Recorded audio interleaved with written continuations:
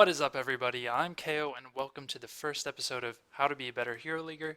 In this series, I'm going to just talk about specific topics that I think will help you step up your Hero League game, move up in the ranks, all that good stuff, and just from a pro player's perspective, what I think makes a good player and how you can be more effective at the game. So, with that being said, today's topic is going to be timers and how to start using timers to your advantage and to use that um, to find opportunity windows to push and get objectives on the map. So first of all, why are timers important?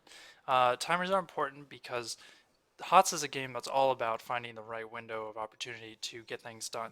A lot of times you see the losing team is just trying to avoid fighting until they're on the same tier, so that they can get an even fight, and the other team is trying to push their advantage and like control everything on the map as long as they can while they do have an advantage. So this is something you see a lot, but one of the other ways you can abuse this too is to know what different cooldown timers the enemy has on major cooldowns so that you know how aggressively you can play into them. For example, if they're a comp that has like an Uther Greymane and they're really relying on the Divine Shield, if you get like a pick-off scenario where you just get a bunch of damage on somebody and they're forced to Divine Shield to save someone, then you know that you can really play up and probably win a team fight because that's such an integral part of their team composition. And these are the kind of things that you want to look for. So in Hero League, how can you apply that? Well, at the beginning of the game, you want to look at what kind of characters you're up against and think about what kind of cooldowns you're going to be looking for. What are the major cooldowns on the enemy team? So, for example, if a team has an ETC and an Uther, you know that their big cooldowns are going to be their Mosh and Divine Shield. So, if you know their Mosh cooldown is 2 minutes even, and the Divine Shield cooldown is going to be a minute and a half, then you just want to basically do a quick refresher on what cooldowns the enemy has that you're going to need to think about in the middle of the game, because you don't want to just surprise yourself in the middle of the game and be like, oh yeah, what is that character's cooldown, to just fluster yourself. That's not a good situation to be in. So before I talk more about that, I just want to say the other side of timers is the map timers and the objective timing. This is very, very important to understand and play around, and it can get you a big advantage because if you know when the map objectives are going to be active, then you know when you want to be creating pressure on the map so that you can open yourself up to getting the map objective and making your opponent face down a tougher decision. So let me give you an example. So if the DK is going to be spawning any second, then you know if you know the DK is going to be, the shrines are going to activate in 30 seconds, you know that you can start taking giants in order to create pressure on bottom lane, so that your opponent has another thing that they have to clear out instead of fighting you. And if they group and try to just like fight with you and you end up in a little poke battle, the whole time you're going to be getting value out of the giants that are continuing to push bottom. So that's when you start creating that situation where you can maybe capitalize on like a 4v5 because you see somebody go down to clear giants. You're like, okay, now we can cap the shrines and force a DK. And if they want to contest the DK, they have to do that knowing they're man down.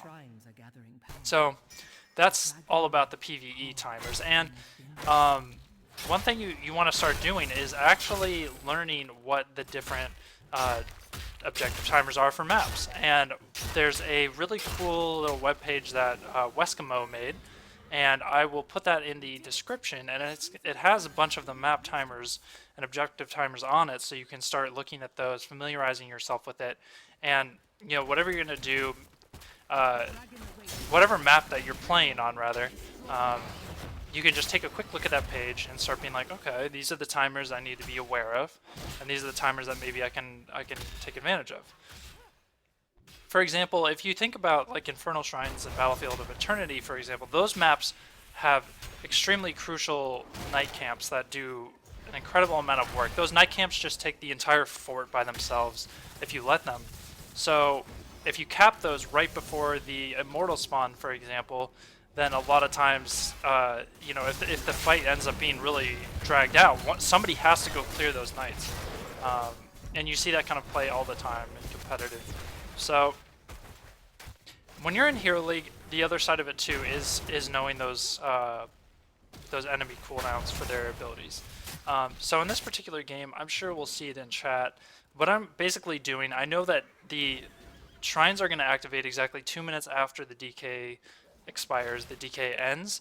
So every time that that happens, I'm just going to post it in chat. And likewise, every time that I see them use a mosh, I'm going to post that timing in chat as well, because moshes are such a big cooldown. And you don't have to be that guy that spells out every single cooldown or something in the chat. It's not that big of a deal to do that. It's more of you knowing for yourself. But if you are so inclined to do that, it does help your team out to be like, hey, just real quick, like, blah, blah, blah, 2 minutes, you know, mosh is back up and at this time. And that's something that I do once in a while. I do it this game specifically as well, because I was actually just practicing thinking about my timers. So here we go. We're going to have a mosh. So let me just recap what's going through my head real quick in a team fight like that when the enemy team moshes. So the guy goes in and he's going to use mosh right away. And we're in the middle of a team fight or whatever, so I'm not going to sit there and just start thinking about timers and like adding, you know, 2 minutes or whatever. All I'm saying to myself is, okay, there was a mosh. And I also saw a Sunder and I think an Ancestral. But the point is, you're just making a mental note of like, okay, these are the cooldowns that I saw. And if you can, just glance up at the clock. If you can't, no big deal. At least you know these things were used. But if you can, just make a quick note of like, okay, this was at 10 minutes and 20 seconds. And that's just for you to be able to know after the fight. So now that you've seen what cooldowns are going, you focus on the team fight. Whatever happens, happens. You win or you lose the team fight. And then after the team fight, that's when you say to yourself, okay, what cooldowns were used? And if you remember what time exactly they were used, that's really cool. But if not, you can kind of guesstimate like, okay, that was like 15 seconds ago.